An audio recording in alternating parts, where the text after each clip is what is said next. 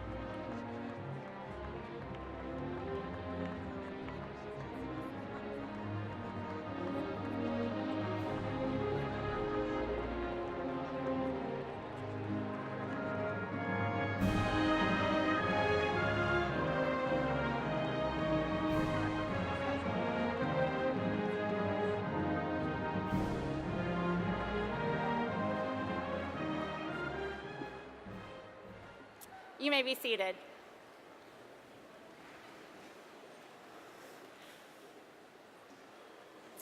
Good morning, and welcome to the 2018 Academic Convocation, where we, faculty, staff, and administrators get to worship with you students and declare together that this academic work belongs to the Lord.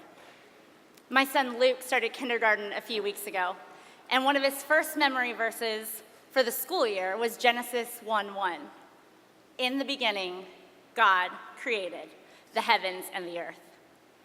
As many times as I've read or heard that, I am continually reminded that God was the original worker. He created. I'm reminded that God worked sustainably. God took on completely new tasks each day. He never stressed about all the things that needed doing. He was never apathetic. He was always with purpose, always ready for the next day. I don't think God worked for the weekend. I don't think that he ever had a case of the Mondays, and he never pulled all-nighters. In other words, I'm pretty sure on days 5 and 6, in preparation for day 7, God didn't say, I don't know if I'm gonna make it. Let's work sustainably. Let's choose to see our daily work as part of our worship to God. I'm also reminded that each day, at the end of each day, God looked at what he had accomplished and saw that it was good. What's remarkable is that God didn't wait for others to affirm his good work. He knew it was good. I think too often we wait for others to tell us what is good. We check Yelp reviews and movie reviews. We wait for grades to come out. In fact, many of you students might remember last semester after you took an exam, you frantically checked to see that grade. What would happen if you knew you had done the best you possibly could have, given the time and responsibilities you have without having to see the grade? Let me strongly encourage you here, set the bar for what is good. Know what is good work, and then work to the glory of God. In the thoughtful, in the fun, in the mundane, let's steward this academic year unto the Lord, trusting that He is working in you as you work on papers, problem sets, creative projects. This is part of your equipping for God's work in the world. It's like if you wanted to compete in the Olympics. I'm pretty sure that no aspiring Olympic athlete does the bare minimum, waits for his or her coach to tell him or her what to do, and skips practice and then expects to win the gold medal. Our time here at APU is precious, and it's part of your training for God's work in and through you when you leave here. This season is about equipping you with an intellectual suitcase for engaging with the world and cementing your identity in Jesus Christ, His death and resurrection. And in God's sovereignty, He will use all things, even the class that you've already decided you don't like. He will use all things together for the good of those who love Him and are called according to His purpose. As image bearers of God, let's pursue this academic year like never before, absolutely sure of the Father's redemptive work in the world and our part in it. Would you pray with me? Lord, thank you for the good work that you have given and are giving us to do here this year at APU. I pray that we would grow more and more in the likeness of your Son, Jesus Christ, working creatively and diligently in all of our classes and in all of the arenas of our life. I pray that we would rest well and play hard and become the equipped difference makers that you call us to be, all for your glory and not ours.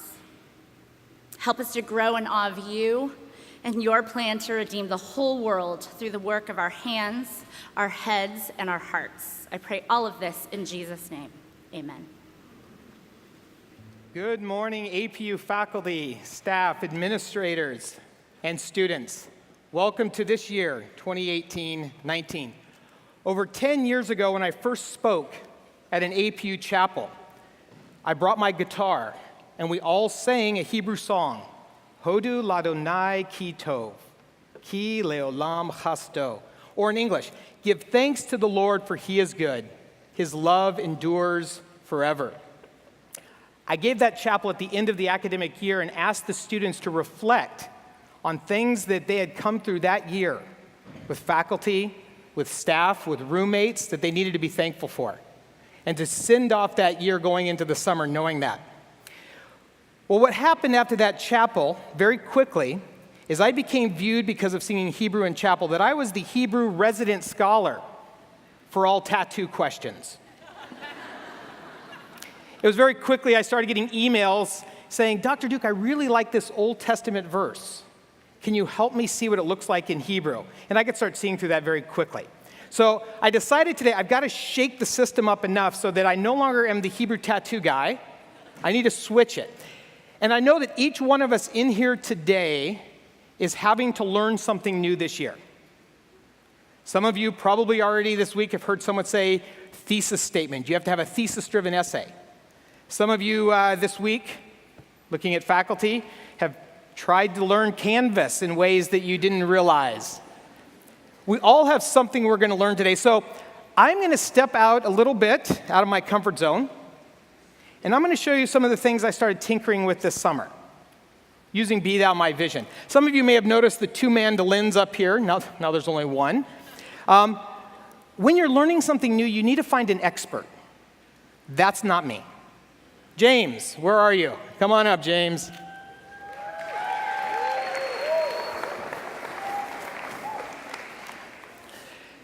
I was practicing this at home. Me too. My kids kept saying, are you going to play your ukulele again?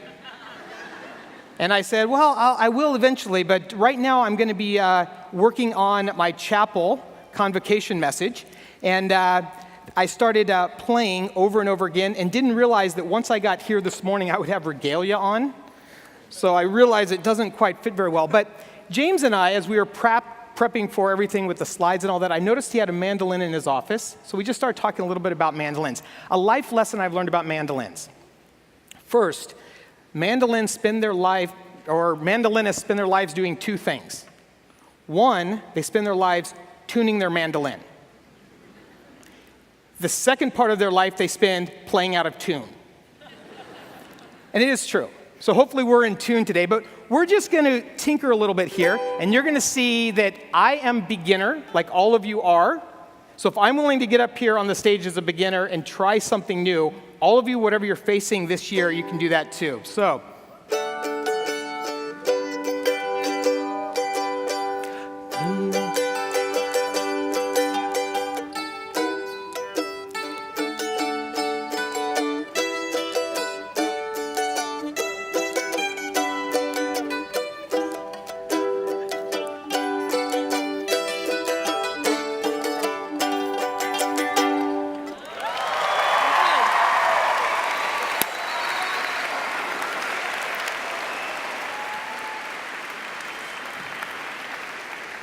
Stay tuned. I've heard that Stephen Johnson's going to ask me to play at baccalaureate, so we will go from there. But what I've learned, right now, in my beginning stages of learning something, I must listen to others. I must listen to others who have more knowledge, more ability than I do. I actually, when I was 3rd to 6th grade, started playing piano. But it came to a point where my piano lessons got in the way of my future Major League Baseball career. My freshman year of high school, when I batted an .067 batting average, that actually is what got in the way of my Major League Baseball career. And now I look back and wish I still had the piano ability and not the inability to hit a curveball. Because learners always listen. This summer, my wife and I had the opportunity to tour a chocolate farm.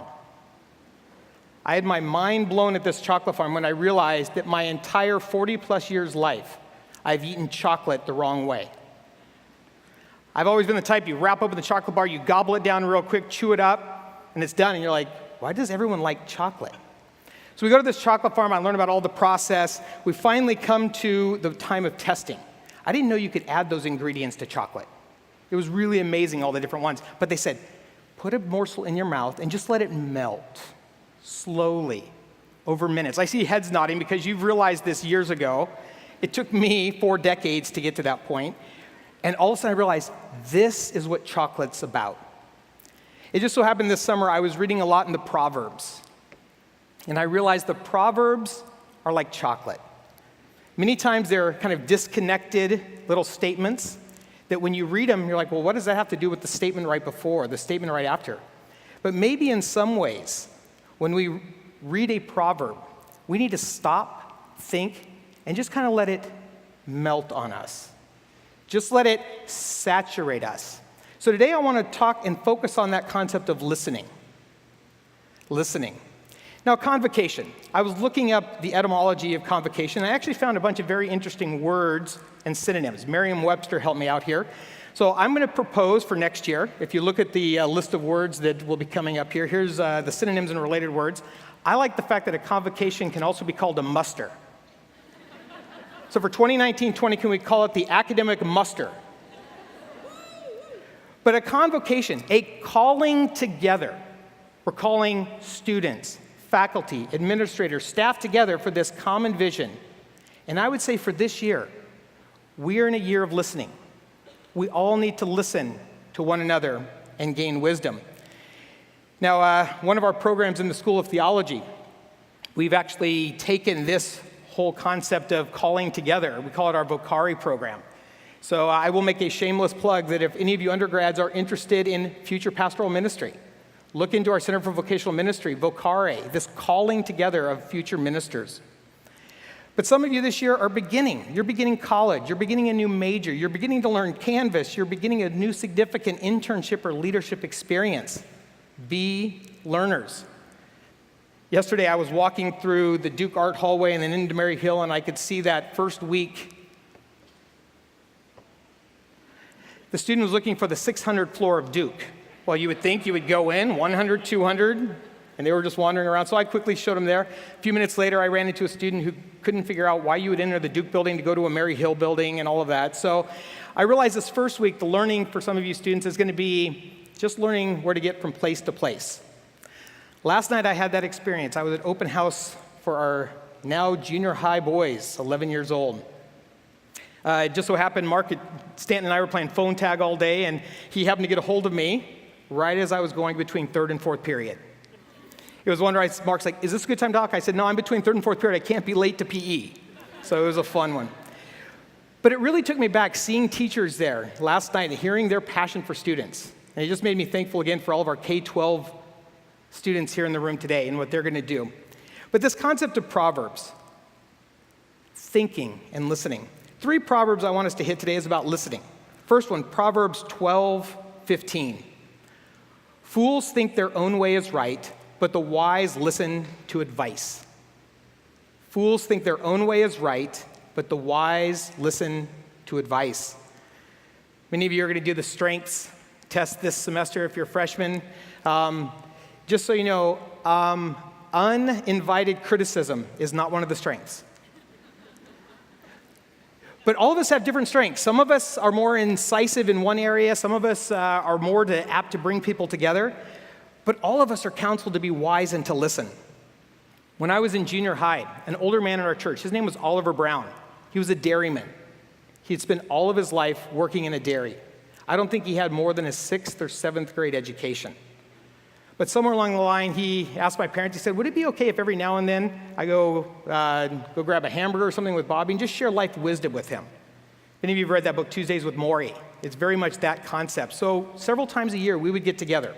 And every time, we would go to this little restaurant in Yucaipa, California called Hickory Ranch. Never forget Hickory Ranch. And we would sit there. He would never order anything but a milkshake. He would say, you're going to eat, you're going to get a big hamburger, and you're just going to sit quietly for an hour. And I'm going to tell you how you're going to think. It wasn't an arrogant sort of way. It was much more of him saying, I've lived a life that I want to pass on to you. I still remember one of the most significant things that seemed at first when he said it, I said, this seems kind of obvious. But he looked at me and said, Bobby, we talked about a lot of things, but I want to tell you something. Never lack stamps in your desk. I said, okay, Oliver. He said, never lack stamps in your desk. He goes, you don't want to know why? I said, why? He said, because you're going to run into people that you're going to want to be thankful to, and you're going to write a letter and realize you don't have a stamp, and that little inhibitor is going to keep you from being grateful. It was that moment that I said, what are those times where I need to listen to people who are older and wiser? I also remember he gave me the advice. He said, someday when you get married and have a house and buy it, make sure there's 2 sinks in the master bathroom. I know.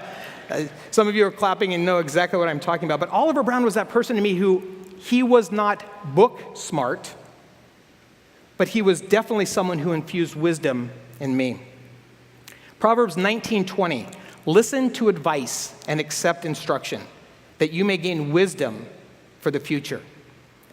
In late July, when I was asked to prepare for this, I contacted one of our offices here at APU, and I said, is there any way you can download for me all of the faculty books that have been published in the last 10 years? Within a week or so, they sent me a docu-file with 20 or 30 pages, single-spaced, of books that your faculty in here today have published. At first, I had this creative idea and then realized I don't know how to use computers, so I had this creative idea of having the APU cross rocks and then have the scholarship one where we take all the covers of the books and then have them merged together to create the scholarship part of the rock. And then I realized I don't have that ability. I'm too busy playing mandolin. But as I was going through, I started looking at certain books. And I'll be honest, it came to a point where I was like, there's so many books that have been written. Again, this is just our faculty. But there were 3 or 4 that I said, you know what, that would be one I would want to know more. Not that I wouldn't be interested in others, but just a few that really struck out to me. One of them, the first one's from the School of Nursing. Recently, I was over at City of Hope giving blood, and I was talking with the phlebotomist, and they were telling me about what they've done. And this all of a sudden jumped off the page of me, and I'd given blood at City of Hope, and then read about the fact that there are studies that are being done. How do you help children who have survived from cancer. How does that trauma experience affect everything else in their life? So thank you, School of Nursing, and your researchers who've done this. Don Thorson and Steve Wilkins in the School of Theology. They've written a recent book that focuses on all the various books you need to read in order to be educated. Every book that people in the university should read. There it is, 12 books that changed the university. I put it on my list of wanting to read it. We had one in service learning. Some of you know I love service learning. Chris Collins in our higher ed, he's focused on this fact that service learning and individual performance is one that sometimes gets in the way. One of my students, I had freshman year seminar this morning, they filled out their questionnaire. One of my students wrote on this questionnaire that sometimes group work is hard. That was for me. Well, service learning is one where you're learning in community. You're learning with others. I could talk about our archaeological dig at APU, but I won't. I'll skip right over that. Today, sometime write in Google Azusa archaeology and give yourself 3 hours to start reading the exciting things that are there. Proverbs 26:12. Do you see persons wise in their own eyes? There is more hope for fools than for them. Listening, having an honest self-perception. Thinking that your perspective is the right perspective. When I was in college, I was a sophomore.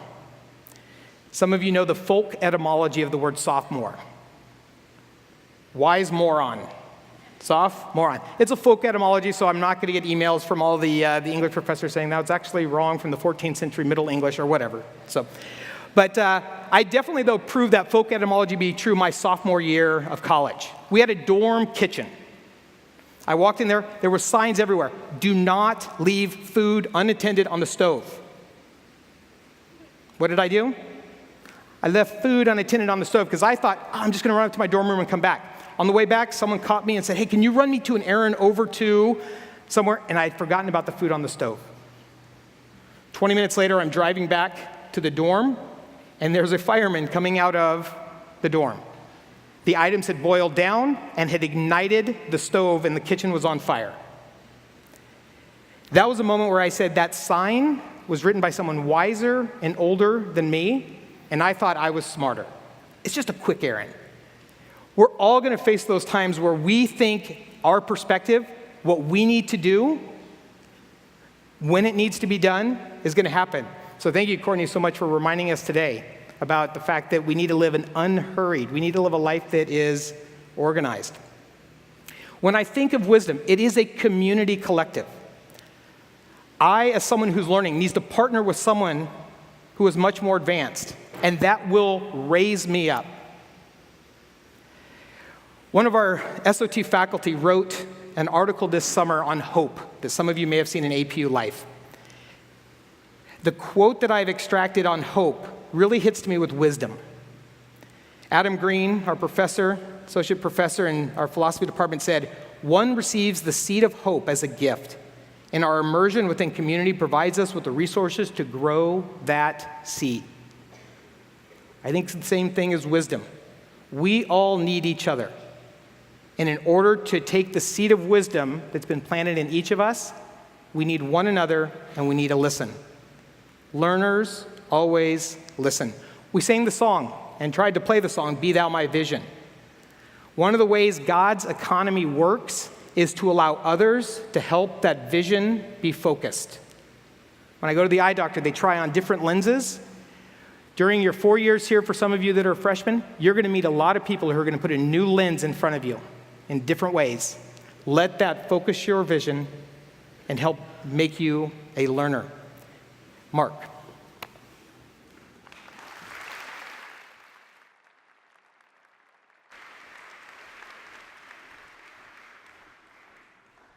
So how many of you do love chocolate, right? Yeah. So the question today in academic convocation is how many of you love to learn?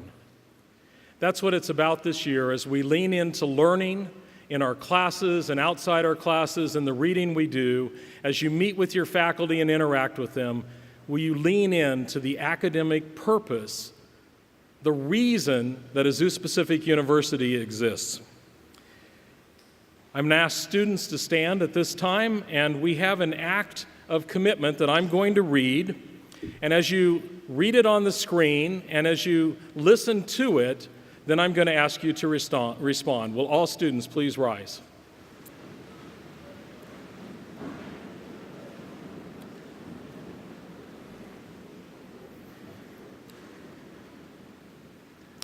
Listen to the words as I read them, as you see them on the screen, and as you reflect at the end of this reading, if you agree with what's been said, you'll answer, I will. Students, do you commit to honor God with your minds, to bring your very best to the academic journey ahead of you this year? Will you entertain and engage difficult questions and new ideas that challenge your intellectual comfort zone? Do you agree to build your research, writing, testing, and course contributions on the ethical foundation of academic honesty, transparency, and accountability? Will you be a God-first student this year? If so, answer, I will.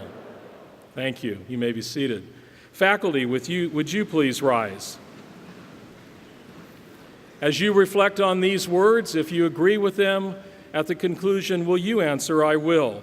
Faculty, do you commit to honor God with your profession, to excellence in teaching, research, and scholarship?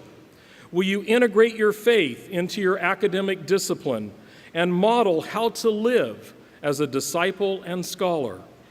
Will you open yourself to dialogue with each other and with these students in a way that models the best of academic integrity and Christian charity?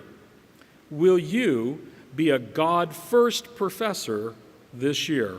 If so, answer, I will. Thank you. You may be seated. Isn't that great? Yes.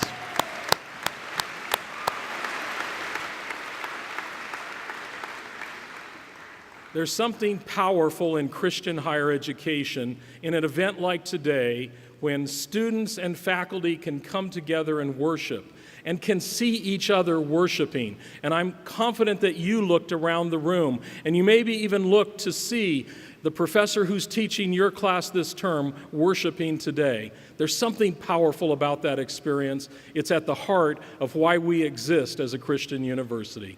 Thanks for being here this morning. You're dismissed.